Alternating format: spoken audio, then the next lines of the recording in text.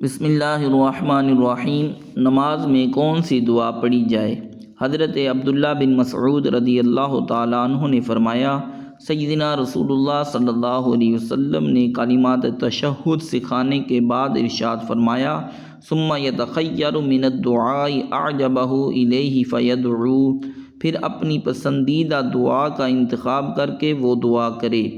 تمام نمازوں کے آخری قعدہ میں درود شریف کے بعد دعا کرنا سنت ہے۔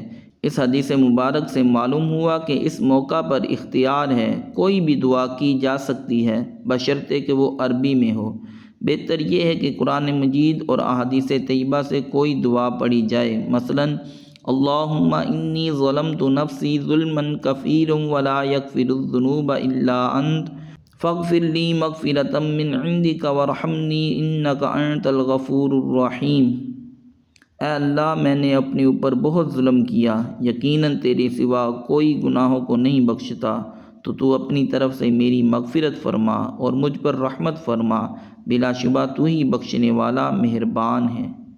اللہم ربنا آتنا فی الدنیا حسنۃ وفی الآخرۃ حسنۃ وقنا عذاب النار۔ اے اللہ، اے ہمارے رب، ہمیں دنیا میں بھلائی عطا فرما اور ہمیں آخرت میں بھی بھلائی عطا فرما اور ہمیں دوزخ کے عذاب سے بچا۔ رب اجعلنی مقیم الصلاۃ ومن ذریتی ربنا وتقبل دعاء ربنا اغفر لی ولوالدی وللمؤمنین یوم یقوم الحساب۔ اے میرے رب، مجھے اور میری اولاد کو نماز قائم کرنے والا رکھ۔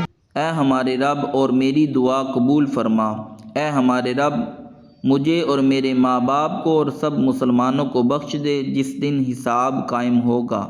اور اس طرح کی اور بھی دعائیں کی جا سکتی ہیں جو قرآن یا سنت سے مسنون ہوں، ثابت ہوں۔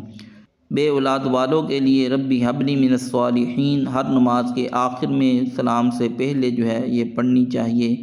اللہ تبارک و تعالی ہم سب کو صحیح معنوں میں عمل کی توفیق عطا فرمائے، آمین۔